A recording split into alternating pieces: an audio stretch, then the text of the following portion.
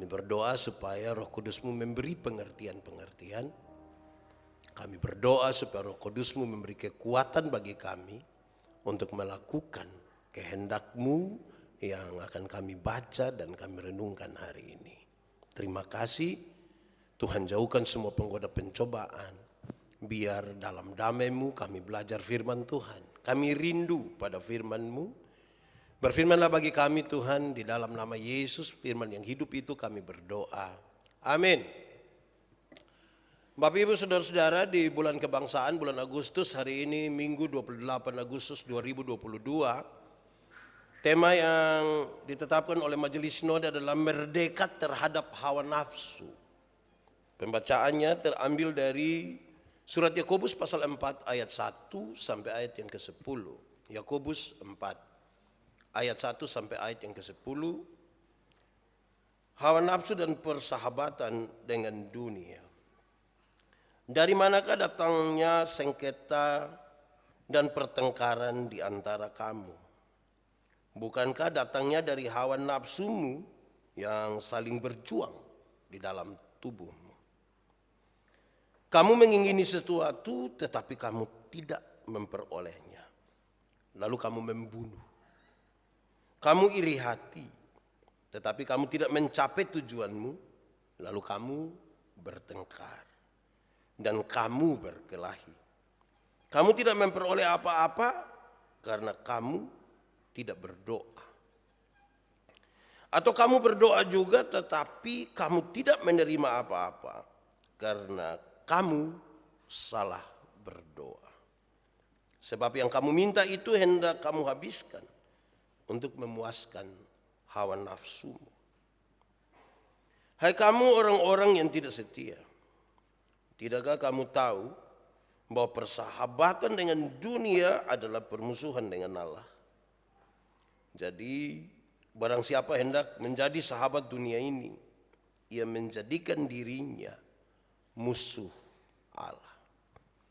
Janganlah kamu menyangka bahwa kitab suci tanpa alasan berkata, roh yang ditempatkan Allah di dalam diri kita diingininya dengan cemburu, tetapi kasih karunia yang dianugerahkannya kepada kita lebih besar daripada itu. Karena itu ia katakan, Allah menentang orang yang congkak, tetapi mengasihani orang yang rendah hati. Karena itu tunduklah kepada Allah dan lawanlah iblis, maka ia akan lari daripadamu. Mendekatlah kepada Allah dan ia akan mendekat kepadamu. Tahirkanlah tanganmu, hai kamu orang-orang berdosa, dan sucikanlah hatimu, hai kamu yang mendua hati. Sadarilah kemalanganmu, berduka cita dan merataplah. Hendaklah tertawamu kamu ganti dengan ratap dan sukacitamu dengan duka cita.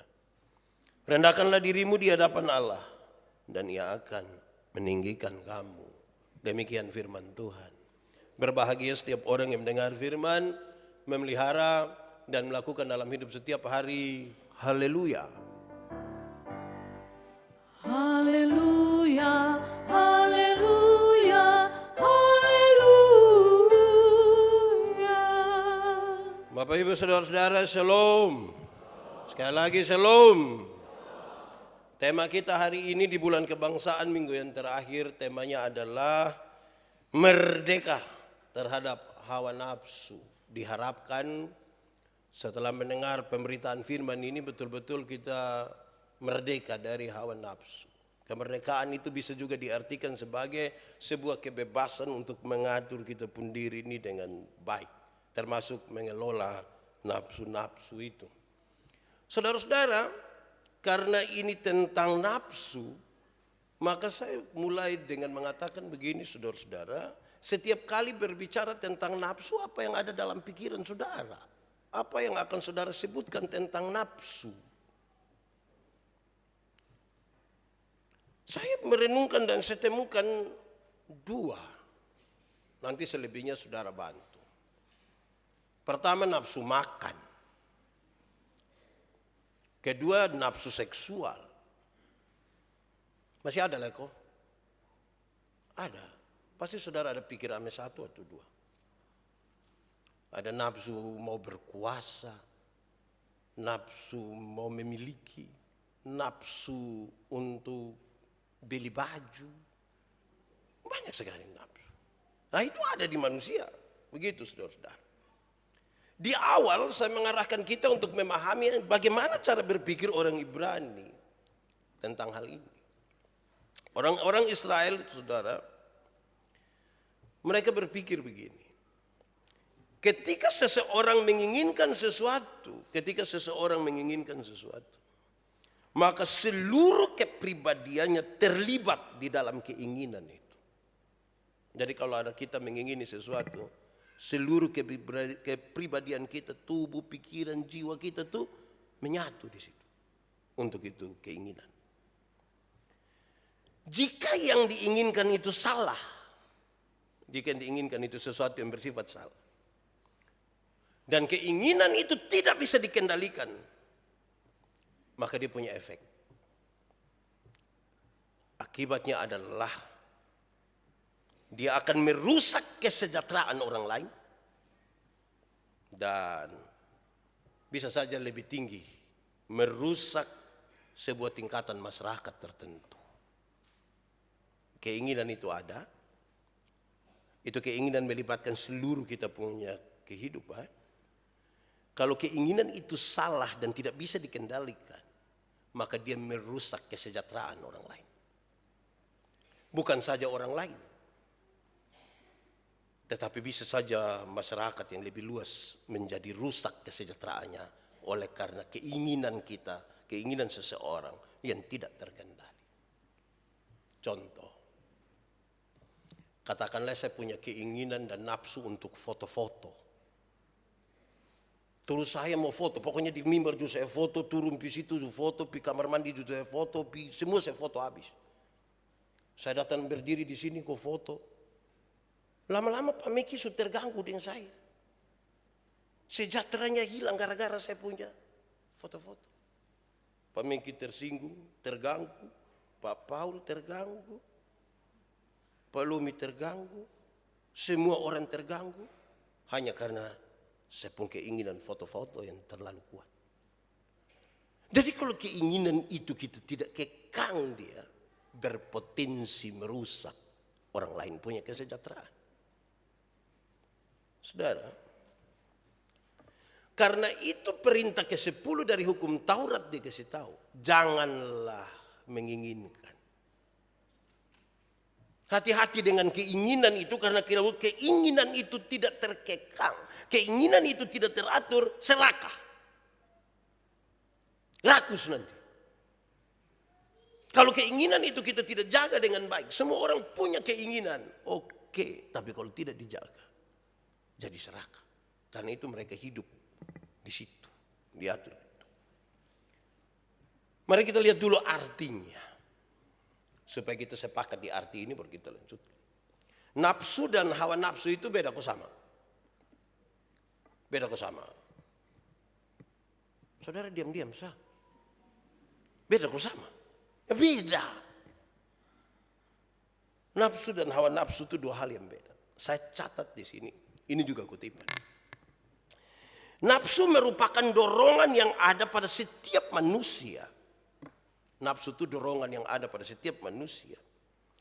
Dan memberi kekuatan untuk memenuhi kebutuhan hidup tertentu. Jadi nafsu itu dorongan dalam diri manusia dan semua orang itu ada. Sekaligus memberikan kekuatan untuk memenuhi sebuah kebutuhan tertentu. Itu nafsu. Tapi hawa nafsu saudara berarti begini. Hawa nafsu adalah kecenderungan atau keinginan yang sangat kuat dan mendesak. Kecenderungan yang sangat kuat dan mendesak yang mempengaruhi jiwa seseorang. Kan ini mendesak ini. Mempengaruhi jiwa seseorang. Kalau orang sudah ada dalam hawa nafsu ini, maka seakan-akan keinginan yang lain itu bisa dikesampingkan. Karena dia sudah ada di ini hawa nafsu. Yang lain dia kesampingkan. Sehingga tinggal satu keinginan saja. Yang tadi yang sangat mendesak. Keinginan itu berkuasa. Bergerak di dalam kesadarannya. Ciri-cirinya, saudara. Orang yang sementara dikuasai oleh hawa nafsu itu ditandai dengan perasaan yang sangat terpengaruh. Perasaan yang sangat terpengaruh dan terus muncul keinginan-keinginan tertentu. Dia muncul terus di sini, muncul terus. Sehingga daya pikir justru akan menjadi menurun. Orang kalau sudah sangat bernafsu itu dan hawa nafsu itu dia sudah hampir-hampir tidak pakai logika lagi. Daya pikir menjadi menurun. Akibatnya jasmani dan rohani seseorang bisa saja terganggu dan rusak. Hawa nafsu itu kalau sudah kuasa itu orang sudah tidak pakai otak lagi. Pokoknya yang penting tersalurkan. Otak sudah tidak pakai. Saudara, kira-kira itu pengertiannya. Sekarang, mari kita lihat pembacaan ini. Pembacaan ini menarik sekali karena dimulai dari sebuah pertanyaan yang sangat mendasar. Ini pertanyaan sangat reflektif. Pertanyaan yang menggugah harusnya semua orang yang mendengarkan, membaca, dan merenungkan bagian ini. Dari manakah datangnya sengketa dan pertengkaran di antara kamu?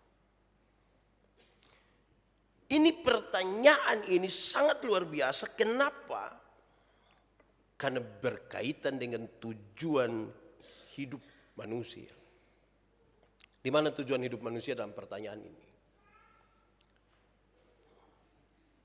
Apakah manusia mau menaklukkan dirinya kepada kehendak Allah atau memuaskan keinginan manusia dengan kesenangan-kesenangan di dunia? Makanya ini sebuah pertanyaan sangat reflektif tapi berat. Dari mana? Apa kita mau untuk merendahkan diri dan menaklukkan diri pada kehendak Allah? Atau membiarkan keinginan kita menguasai kita begitu kuat supaya menikmati kesenangan-kesenangan di dunia? Pembacaan ini dimulai dari itu. Saudara, kalau kesenangan dunia yang kita kehendaki, keinginan kita yang kita mau ikut, pembacaan tadi kasih tahu, pasti akan terjadi pertengkaran. Pasti. Kalau saya punya keinginan, Pak Meki punya keinginan, Kau Paul pun keinginan, Kak Edwin punya keinginan, masing-masing kita pun keinginan. Ini keinginan yang begini banyak, ini berbeda-beda. Dan setiap orang ingin memuaskan keinginannya, sudah pasti bertengkar. Sudah pasti. Pasti akan bertengkar. Kalau sudah bertengkar, pasti membenci. Tidak mungkin orang bertengkar tanpa kebencian. Jangan omong sampai bertengkar di orang lain. Kita bertengkar dengan suami, dengan istri saja, kita kepingin memenangkan pertarungan. Mama tidak begitu, mama. Mentua juga, kok bapak bukan begitu. Terus tiba-tiba mentua marah-marah, ini dia iris-iris bawang, tiba-tiba iris kena dia jari. Wih, itu kita macam kayak mau bikin pengucapan syukur. Itu kayak bilang, kenapa kok jari? Kalau bisa di leher juga dia cincang. Kan begitu. Pasti ada kebencian. Itu baru dengan orang-orang yang kita rasa dekat. Ada cinta. Apalagi keinginan ini berurusan di orang lain. Woi, kebencian. Kalau kebencian itu sudah ada, pasti perpecahan ada. Pembacaan ini bilang begitu. Jadi kalau tidak bisa mengelola keinginan dan hawa nafsu kita, pertengkaran, kebencian, ya perpecahan. Mau takluk di mana? Tadi pilihannya ada dua. Takluk kepada kehendak Allah atau membiarkan kita memuaskan keinginan kita. Nah, kok keinginan begini banyak. Lanjut. Kalau pada kesenangan dan upaya memuaskan diri sendiri, apa yang ditawarkan oleh dunia, bukan saja itu 3 hal, tapi dia tambahkan saudara, bisa saja menimbulkan dendam yang berkepanjangan. Kita kalau sebenci orang itu, dendam, itu orang mau bakar mana itu,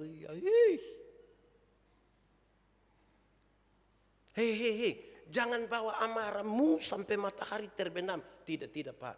Untuk yang lain, untuk yang itu satu matahari terbenam, mau ulang-ulang juga setinggal. Begitu. Karena itu sudah melibatkan dendam ini. Ya toh? Tapi apakah saudara aman dengan dendam? Apa saudara, dia tambah begini saudara. Sudah dendam berkepanjangan lagi, ada kebencian di situ. Coba kalau benci yang dimaksud itu benar-benar cinta. Nah itu lain. Ini benci, tidak suka lihat. Saudara pernah benci sesuatu? Benci seseorang, dendam seseorang. Katakanlah saudara dendam Pak Yandi. Saudara benci Pak Yandi, baru saudara lihat saya muka begini. Itu kayak manusia. So dia jatuh dari mimbar baik. Jadi kalau dendam ada, benci ada tuh, kita tidak aman dengan itu. Bayangkan kalau kita hidup dalam dendam. Mengerikan nih, menghancurkan ini hawa nafsu ini. Lanjut ya saudara.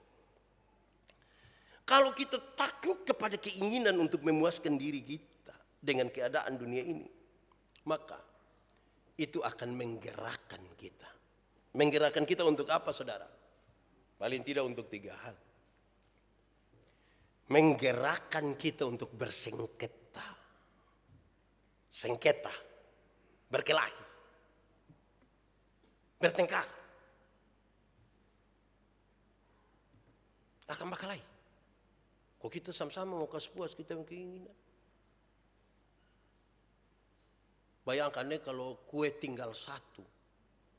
Terus kita sama-sama ingin ama itu kue.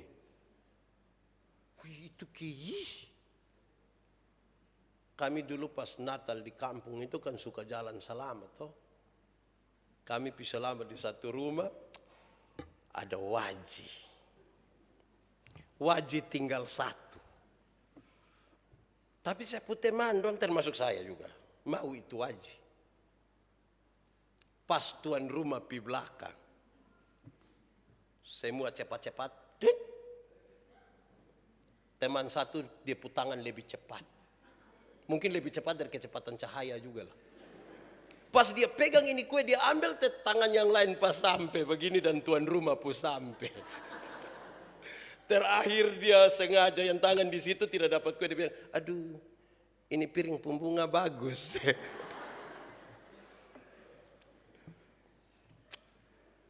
Memang keinginan nih kalau kita tidak jaga ini berat. Dia lanjut. Kedua, bersengketa nih yang tadi kita baku rampas nih ya.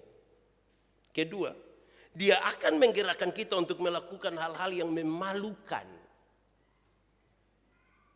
Nafsu kalau sudah ada tuh keinginan sudah terlalu kuat dan tidak dapat tuh. Kadang-kadang kita bikin tindakan yang memalukan. Sampai kadang-kadang orang bilang, Pak Yandi itu pintar-pintar bikin diri bodoh. Kan memalukan. Karena tadi daya di sini menurun. Karena urusannya adalah mendapatkan. Memalukan. Atau yang ketiga saudara, pembacaan tadi mengisyaratkan. Bahkan pintu doa pun kita tutup. Menggerakkan kita untuk menutup pintu doa. Kamu menginginkan sesuatu, tapi kamu tidak dapat, lalu kamu bertengkar. Kamu iri hati, kamu tidak dapat, karena kamu tidak berdoa. atau kamu berdoa juga, tetapi kamu salah berdoa. Karena yang kamu minta adalah untuk memuaskan keinginan-keinginanmu. Saudara lihat, ternyata hawa nafsu ini merusak sangat kuat Lewat lagi. Itu berarti saudara bahwa akar dari perselisihan dan pertengkaran itu sesungguhnya adalah hawa nafsu pada manusia. Dorongan yang tidak terkendali itu. Keinginan yang liar itu. Yang tidak bisa kita kendalikan. Ini menjadi akar. Akar dari pertengkaran dan perselisihan. Saudara, nafsu itu, hawa nafsu itu akhirnya merusak relasi. Hubungan menjadi hancur. Hancur karena apa? Ya hancur karena pertikaian tadi. Pertentangan tadi. Sengketa tadi. Menghancurkan. Hawa nafsu pun bikin menghancurkan. Ada satu orang namanya Cicero. Dia menulis begini. Nafsu yang tidak kenal puas. Nafsu yang tidak kenal puas. Tidak hanya memutarbalikan manusia. Tetapi juga seluruh keluarga. Bahkan menjerumuskan satu bangsa. Jadi dorongan tadi, keinginan, nafsu yang tidak terkendali itu akan memutar balik, putar balik itu, tipu kepada orang, keluarga, dan bangsa. Kalau nafsu tidak terkendali. Dia lanjut. Dari hawa nafsu itu akan menimbulkan kebencian, perpecahan, ketidakserasian, kedurhakaan, dan peperangan.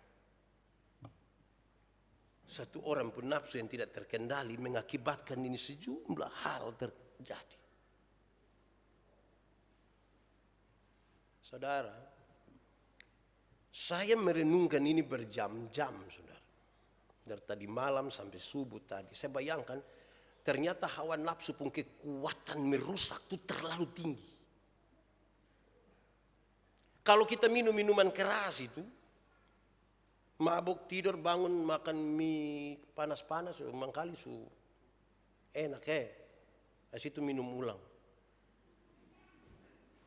Jadi bisa hilang cepat. Tapi hawa nafsu pun kekuatan merusak. Ini saudara lihat. Terlalu lama lagi menghancurkan kita hidup jasmani, rohani jadi rusak semua. Kekuatan merusak ini sangat tinggi. Dan saya kira ini bahan yang baik bagi saya dan bagi saudara. Kenapa saudara? Karena kita sebenarnya tidak mau rusak juga. Hanya keinginan kita itu yang kadang-kadang bisa merusak. Lanjut. Dia sampaikan kepada kita bahwa kalau kita terus kasih keinginan-keinginan itu terpuaskan, kita menempatkan diri kita sebagai sahabat dunia. Kalau sudah menempatkan diri sebagai sahabat dunia, sudah pasti kita musuh Allah. Siapa mau bermusuhan dengan Tuhan Allah? Tidak ada yang mau. Tapi keinginan telah menempatkan kita untuk bermusuhan dengan Allah. Mau bermusuhan dengan Allah. Bayangkan. Ini keinginan terlalu liar. Sampai kita mau bermusuhan dengan Tuhan Allah ini. Saudara bayangkan. Ada satu hal saudara. Kalau kita sudah bermusuhan dengan Tuhan Allah. Pembacaan ini pakai syarat yang menarik sekali. Dia kasih tahu kita sebuah ancaman yang serius. Ancaman nyata yang paling mengerikan bagi manusia adalah masalah di hati kita. Yaitu apa? Keangkuhan. Sombong. Tinggi hati. Itu dia masalah. Itu ancaman yang paling serius. Kenapa saudara? Karena tadi ada melibatkan tipu dan lain sebagainya. Orang yang angkuh dapat berjalan dengan sikap yang luar biasa rendahnya. Namun dalam hatinya dia menghina orang lain. Orang yang angkuh, orang yang sombong itu bisa kelihatan sangat rendah hati. Tapi dalam hati dia menghina orang lain.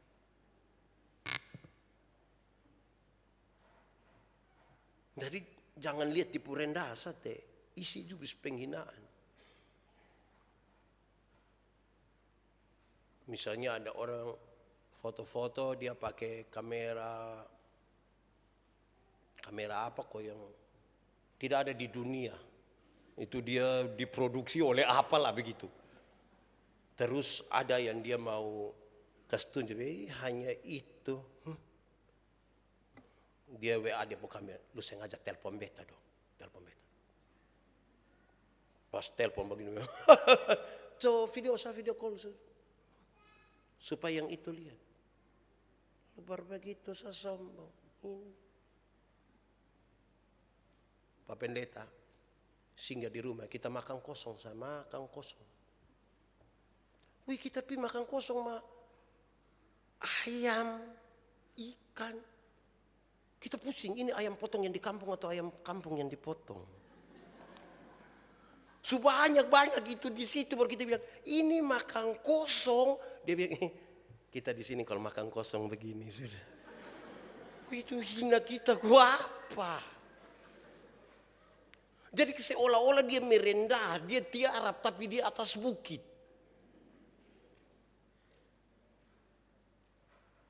Singgah Bapak. Sehingga Pak Pendeta di kita gubuk nih, aduh Bapak tidak bisa. Mungkin butuh beda rumah mungkin di kita gubuk. Sampai ini rumah pun luar biasa besar lah, bagus lah. Sampai kadang-kadang saya pikir, wih ini rumah ini kalau malam-malam listrik padam, mungkin kita kasasar di dalam rumah. Jalan kita baku tabrak lagi masuk kamar salah lagi. Tapi dia bilang, ini gubuk ini. Dia bilang, kalau ini masih ukuran gubuk Bapak. Woi, lu hina saya kok tidak? Tagal saya tinggal di pastori saja. Jadi kadang-kadang kita tuh bicara sepertinya ada rendah, padahal ada. Jadi orang sombong itu bisa seolah-olah dia merendah, tapi woi, hati penuh. Saya bisa ketemu Om Simon Benu, saya bilang, Kakak Simon, Monces, maco begitu. Tapi sudah model begitu. Jadi seolah-olah bisa merendah, tapi penuh penghinaan. Orang angkuh begitu. Saudara lihat, saya lanjutkan saudara. Kalau keangkuhan itu ada, kan kita sudah menempatkan diri, keinginan kuat lagi, sudah menempatkan diri jadi musuh Allah. Itu sudah begitu kuat dalam diri kita, 3 hal ini terjadi saudara. 1, orang-orang angkuh itu akan mengagumi dirinya sendiri sampai dia lupa mengetahui mana kebutuhannya. Dia terlalu kagum dan dia pun diri sampai dia lupa dia pun kebutuhan apa. Dia kagum sekali dia pun diri sampai dia tidak tahu dia pun kebutuhan apa. Tidak ada orang pun hidung ke saya punya.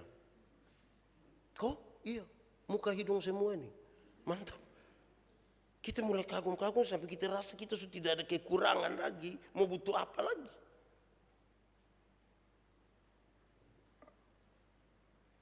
Orang yang angkuh itu tidak akan pernah memandang sesama. Bahkan Tuhan pun dia tidak pandang. Orang yang angkuh itu akan bilang, anak kecil kemarin.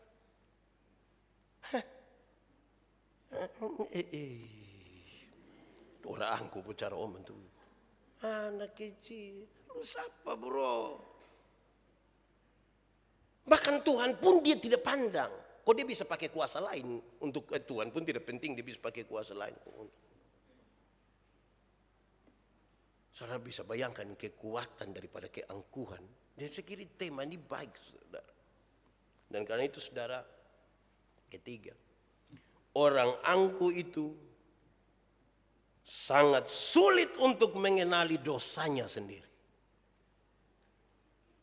Orang kalau su angkuh itu, su sombong itu, dia tahu dia pun benar semua. Yang salah pasti orang lain. Pokoknya dia tidak ada salah. Saya ingat kalau kita jadi senior di kampus itu begitu. Hanya ada 2 ayat tentang senior. Pasti hafal toh? Ayat 1. Senior tidak pernah salah. Ayat 2. Kalau salah, kembali ke ayat 1. Padahal ini senior, ini semua mata kuliah. Sombong minta ampun. Saudara lihat, orang kalau angkuh itu tidak akan pernah menemukan bahwa dia salah. Yang salah itu orang lain semua. Dia maha benar sudah. Dia paling benar. Nah bayangkan kalau kita hidup dalam sebuah rumah tangga, dalam sebuah persekutuan dan yang ada nih orang-orang angkuh. Wih, perpecahan, percideraan dan seterusnya. Saudara, kita ke setengah itu sudah. Kita jawab tema saja. Tema kita adalah merdeka. Merdeka terhadap hawa nafsu. Kita mesti merdeka. Pertanyaannya adalah bagaimana caranya kita merdeka dari hawa nafsu. Karena keinginan kita dalam kita itu terlalu banyak dan kita ingin memenuhi semua keinginan itu. Bagaimana merdeka dan mengurus itu nafsu dengan baik. 1. Supaya kita merdeka saudara, maka kesetiaan kepada Tuhan itu jangan terbagi.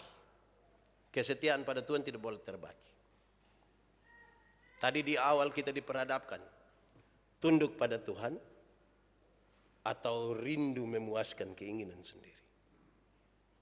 Kalau kerinduan untuk tunduk pada Tuhan itu kita bagi pada upaya memuaskan kita pun mau. Nah itu yang susah. Kita sulit merdeka. Tunduklah pada Tuhan. Kita percaya Tuhan akan memenuhi kebutuhan hidup kita. Amin kok. Tunduklah pada Tuhan. Kita tahu Tuhan akan menyiapkan masa depan bagi kita. Tanpa kita harus membangun keinginan yang kadang-kadang menentang Tuhan.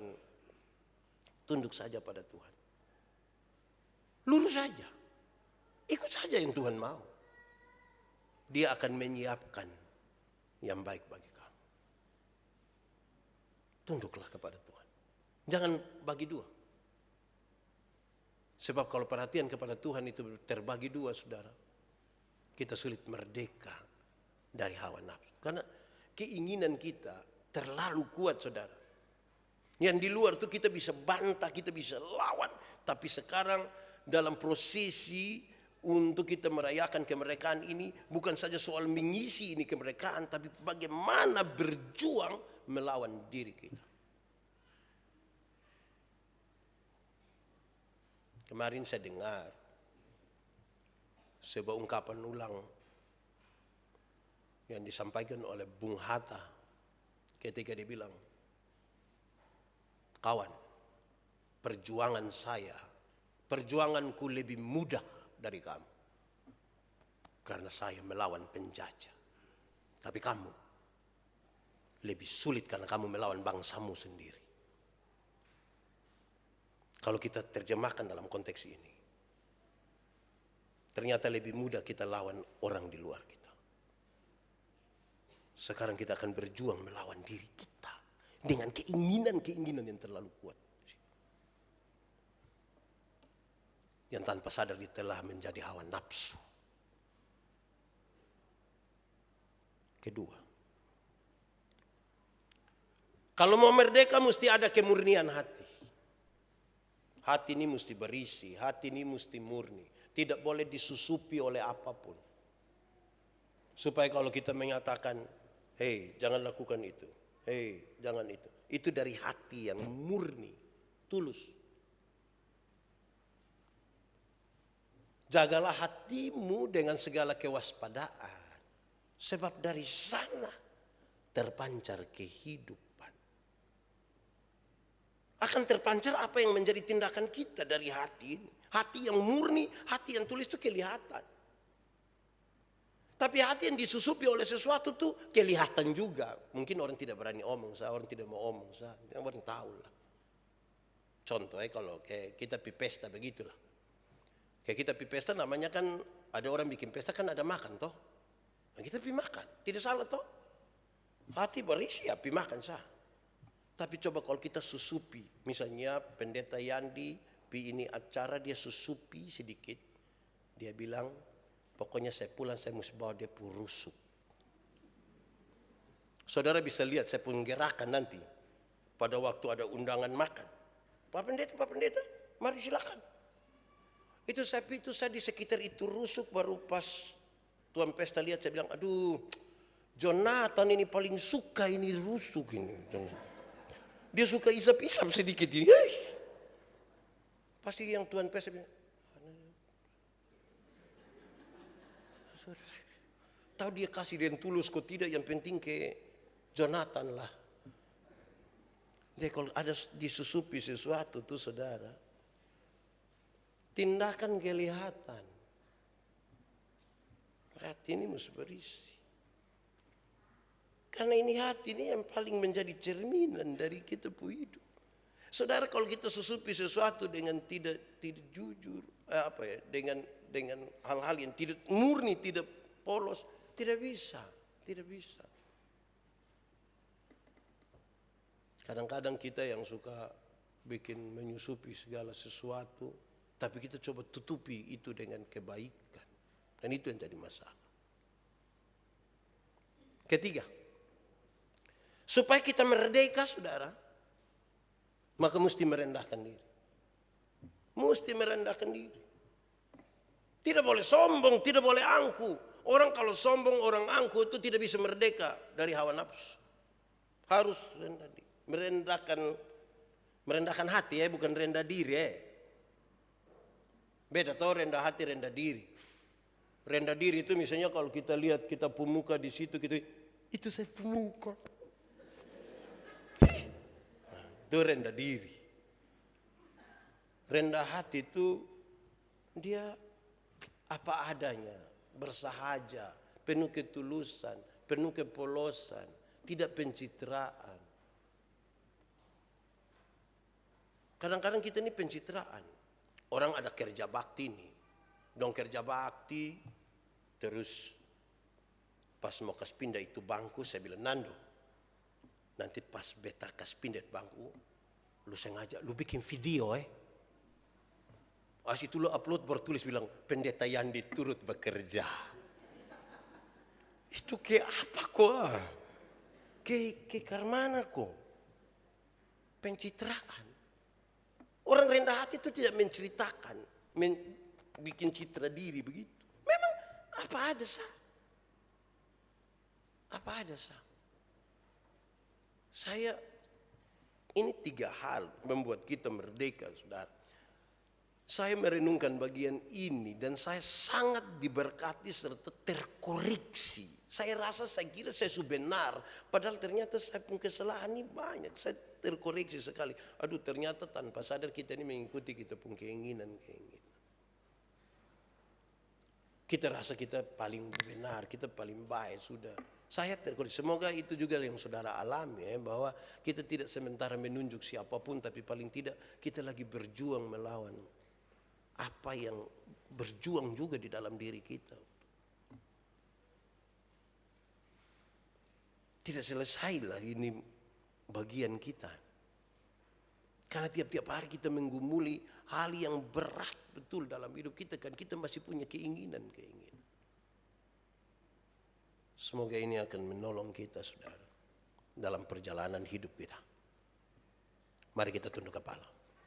Kita berdoa kepada Tuhan. Ya Tuhan Allah kami bersyukur kepadamu.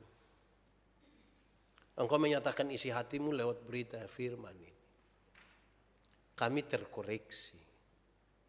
Kadang-kadang kami pikir yang kami ingini itu yang benar. Yang kami mau itu yang benar. Yang salah selalu ada pada orang lain. Tuhan tolong kami. Kami juga mau untuk menjadi baik.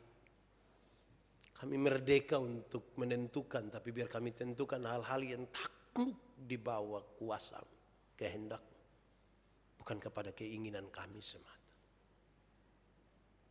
Terima kasih biar firman-Mu bertumbuh dan berbuah dalam hidup kami. Jadi pelita bagi kaki kami, terang bagi jalan kami. Di dalam nama Yesus kami berdoa. Amin. Untuk pengakuan iman saya jemput kita semua.